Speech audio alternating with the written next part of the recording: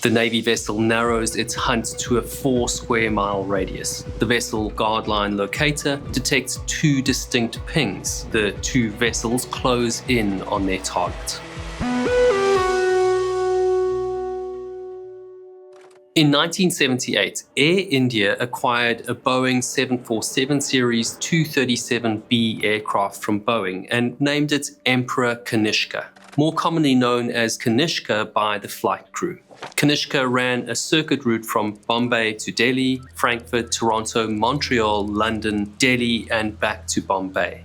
Flight 182 from Montreal to Bombay was manned by 3 flight crew and 19 cabin crew members, with up to 377 passengers.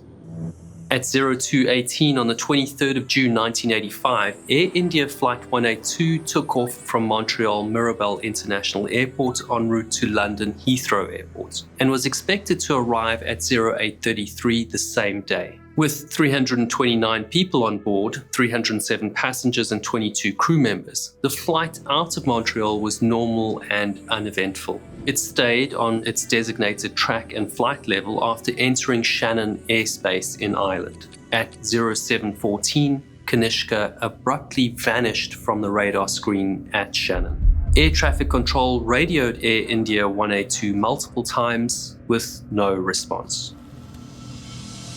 Shannon Air Traffic Control notified Marine Rescue Coordination Center Shannon that Air India 182 had disappeared from radar at 0714 and gave the coordinates 51 degrees north, 12 degrees west. The Rescue Coordination Center called the Valencia Coast Guard radio station and requested a pan-pan broadcast to get vessels in the region to report any indications of the missing aircraft. A pan-pan is similar to a mayday call, except that it's an urgent call but not life-threatening. The pan-pan was repeated, and ships in the immediate area were instructed to investigate the coordinates. A report was later sent to Shannon Air Traffic Control to say that debris from an aircraft was located around 110 miles west-southwest of Cork Island. A search and rescue effort was mounted, but no survivors were found. 131 bodies from the 329 people on board were recovered with the floating debris from Flight 182, sparking an international investigation to find out how a passenger jet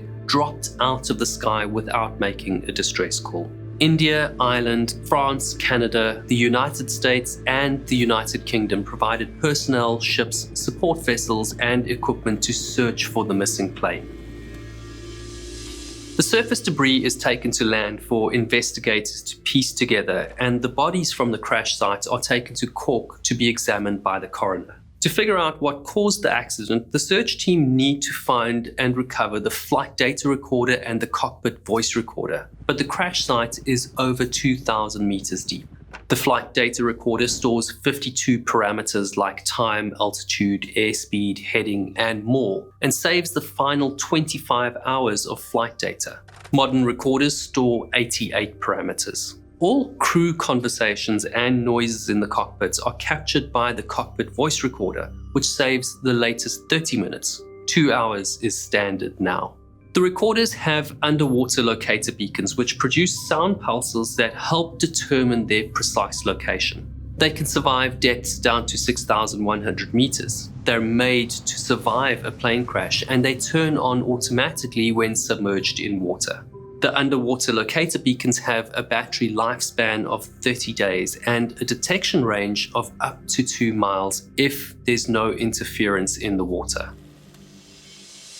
On the 26th of June, 3 days after the accident, the governments of India and Canada asked the US State Department to assist in the search for the missing aircraft. The Chief of Naval Operations assigns Naval Sea Systems Command Supervisor of Salvage, or SUPSALV, to provide a towed pinger locator system, side-scan sonar, operators, technical support personnel, and advisors to support the search. The towed pinger locator system is a hydrophone that listens for the low-frequency ping from the data recorders. It's towed on a cable behind a ship and has a topside processing display console to visualize the sound waves. The hydrophone can operate at depths down to 6,850 meters, which means it should be able to find the plane 2,000 meters below the waterline. The locator device can detect beacon pings up to 3,700 meters away if the sea conditions allow it.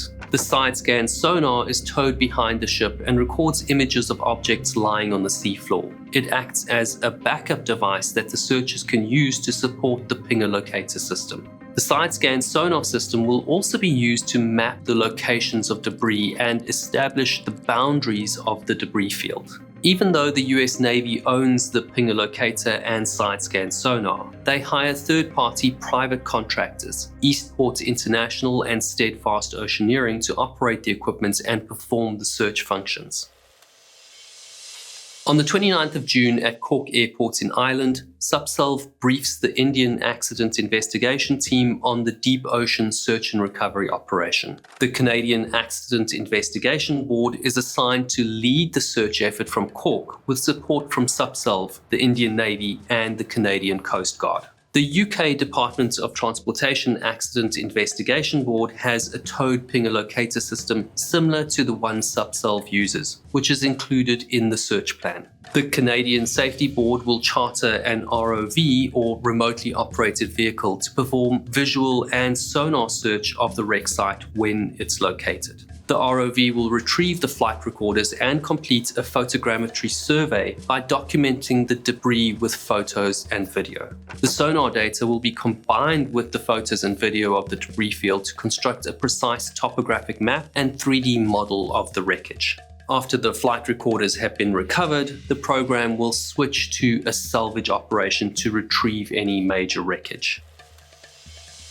The Cork Coordination Centre analyses the flight path of Kanishka and defines a preliminary search area of almost 336 square miles. A research vessel, Waterline Locator, arrives at the site and starts searching for the flight recorders using the UK Pinger Locator.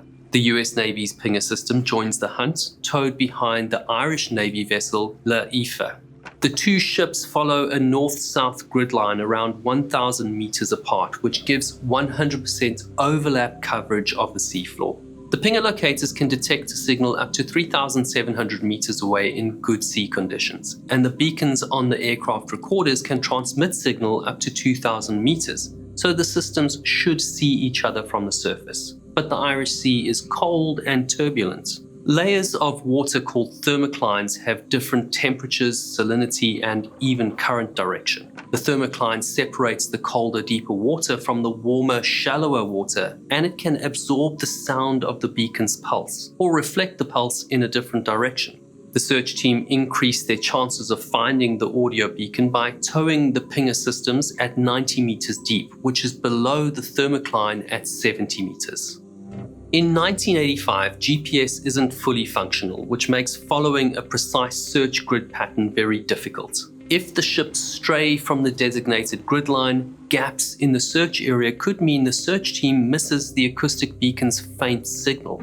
To help the ships navigate, the search team uses a land-based, over-the-horizon navigation system similar to Loran-C, which gives them a precise position. Loran-C was widely used in the late 70s and early 80s. Low-frequency radio waves are transmitted from fixed locations on land. The ship's equipment uses radio waves to triangulate a precise position. The system performs well during the day, but the radio waves are affected by a phenomenon known as skywave interference at night, producing a weak signal and decreasing the accuracy of navigation, which limits the search to, at most, 18 hours a day. On the 1st of July, the search team redefined the primary search area based on the floating debris and taking into account the surface and subsea ocean currents. Kanishka is predicted to have hit the water at 51 degrees 2 minutes north and 12 degrees 50 minutes west. They use this as a reference point to define a high probability search area that extends 2 nautical miles west, 8 nautical miles east, and 4 nautical miles north and south from where the plane crashed. The UK ship Waterline Locator starts mapping the contour of the seafloor with a deep water echo sounder and a side scan sonar attached to the hull while towing the UK Pinger Locator. An Irish Navy ship, La Etna, joins the search to map the area, pulling the Subsolve side scan sonar system at the end of 7,315 meters of tow line. It's pulled along grid lines that are spaced 183 meters apart. The sonar scans 200 meters on each side, giving a 17-meter overlap on each grid line. A fourth ship, the French cable-laying ship Leon Thevenin, is chartered by the Indian government to conduct sporadic searches for debris and flight recorders, and take photographs and video footage of the location using its ROV Scarab 1. Scarab 1 speeds up the search operation by identifying prospective targets or objects during the search phase. The search team are able to cover the entire search area in a matter of days, but they don't find any beacon signals. A subsalve search specialist updates the search process by lowering the Laife's pinger locator as far down as its cable will allow, and the team repeats the search pattern. On the 4th of July, the Irish Navy vessel Laife detects a very faint signal which allows the team to narrow its search to a 4 square mile radius. The UK's research vessel, Waterline Locator, tows its pinger locator through this area and detects 2 distinct sound sources. But the beacons emit sound waves that radiate out in every direction. Just because they hear a sound doesn't mean they know where it's coming from. To determine the beacon's precise location, the 2 ships need to triangulate them. Depending on how far they are from the beacon, the receivers on each ship receive the signal at slightly different times. The search team knows the location of each ship. They know the depth of the water, and they know the distance between each ship. They use trigonometry to work out the distance of the transmitting beacon from each ship. They plot that distance as a circle around each ship, and the point where the circles intersect gives them the coordinates of the beacon. On the 6th of July, the search team confirms the position of the flight recorders using triangulation at 51 degrees, 2.6 minutes north, and 12 degrees, 48.6 minutes west, at a depth of 2,040 meters. The ROV Scarab 1 on board the Leon Thevenin is dispatched to these coordinates in order to confirm the source. Scarab stands for Submersible Craft Assisting Repair and Burial.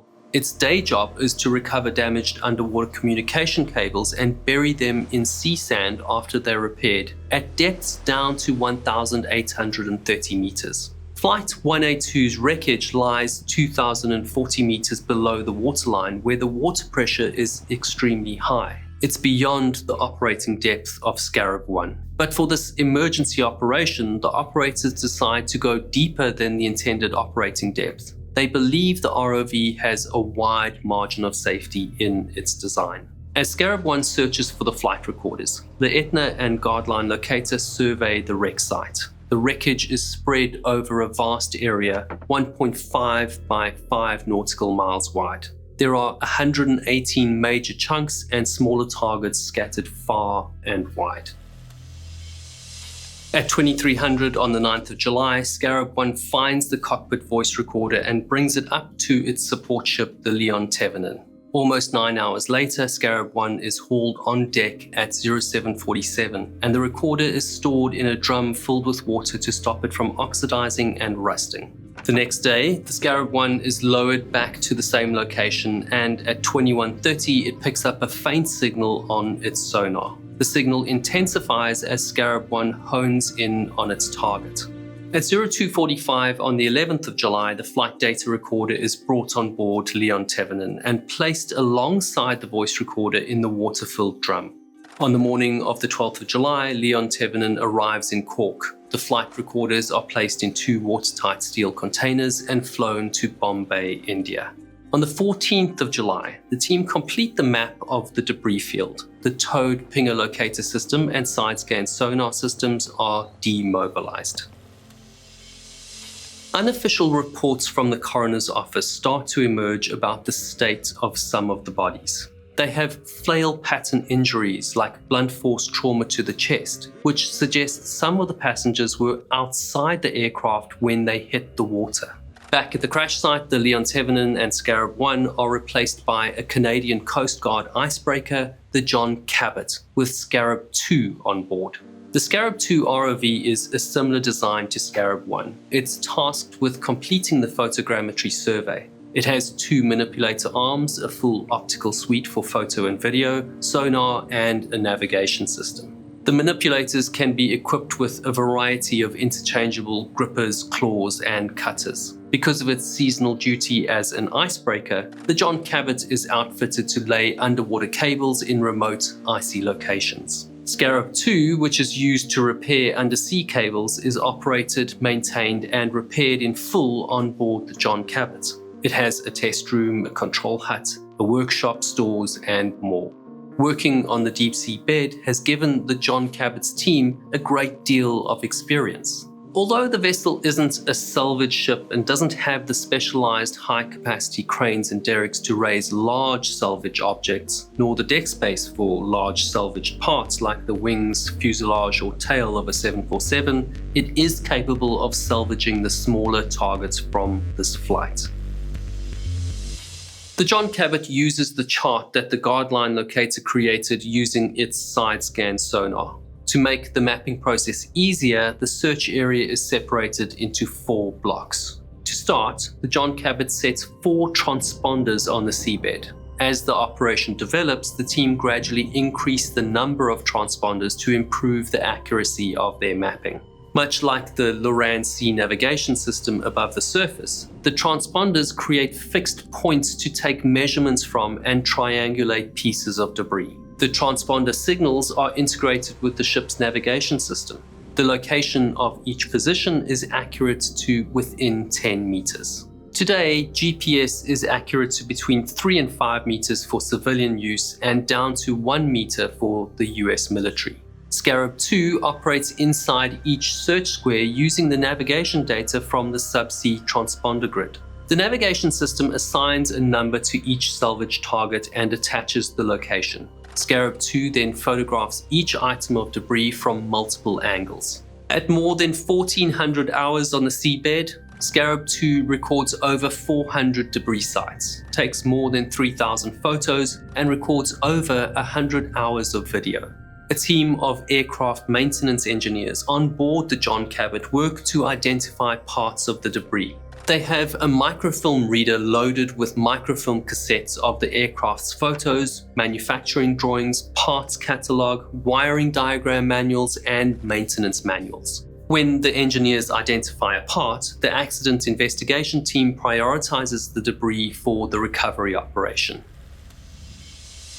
On the 12th of August 1985, not even 2 months after Flight 182 seemingly dropped out of the sky, a Japan Airlines Boeing 747 crashes because of a mechanical failure of a bulkhead in the rear of the aircraft. Boeing and safety boards across the world increased the pressure to find and recover the Air India debris in order to find out if the 2 aircraft suffered the same structural failure.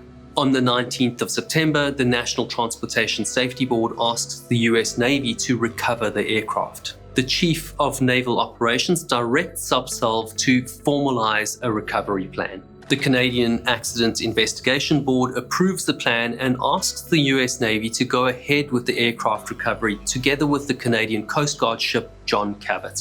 Subsalve assigns Donjon Marine to provide a commercial lift ship and the offshore supply vessel Kreuzturm to support the salvage operation. Kreuzturm has enough deck space to lift equipment and debris from the salvage operation.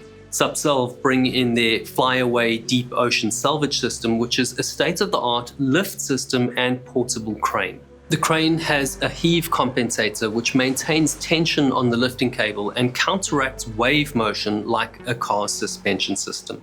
In late September, the coroner in Cork releases its report.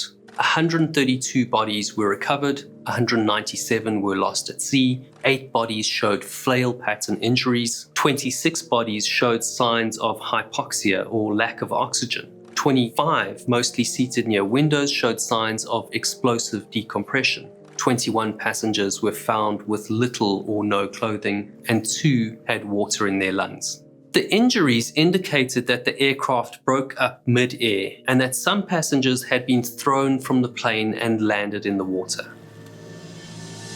On the 4th of October, the Kreuzturm arrives at Cork Island and the equipment is loaded. 5 days later, it departs with the John Cabot for the crash site.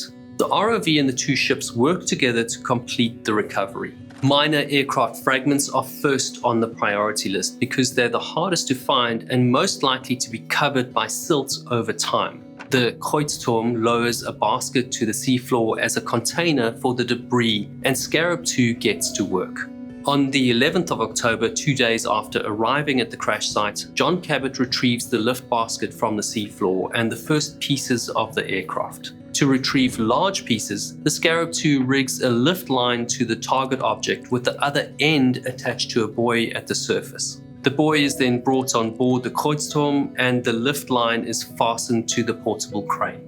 On the 15th of October, the first significant debris is brought on board the Kreuzturm's deck. Scarab 2 and support ship work through the priority list. The team recovers 30 high priority items weighing more than 2 tons with the help of the portable crane. By the end of October 1985, after 1 month, the primary lift is complete and the Kreuzturm heads back to Cork. Scarab 2 and the John Cabot stay on site to complete the salvage operation. Equipment failures in the ROV, lift wires getting tangled, and a lack of spare parts delays the operation.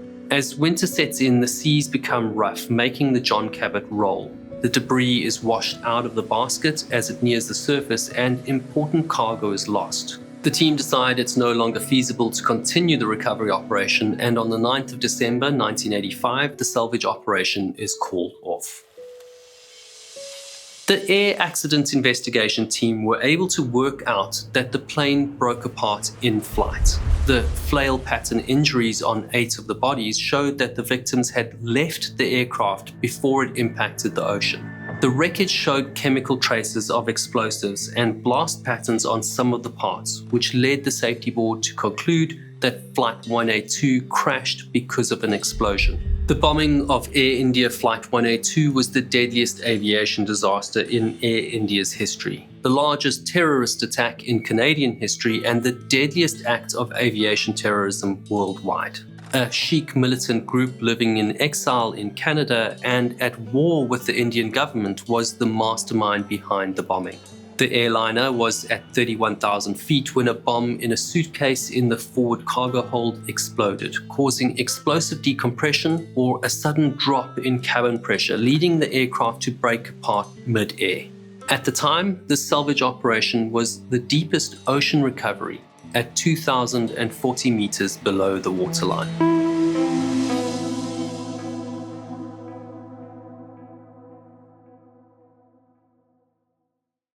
To watch more salvage videos, click the link on screen now.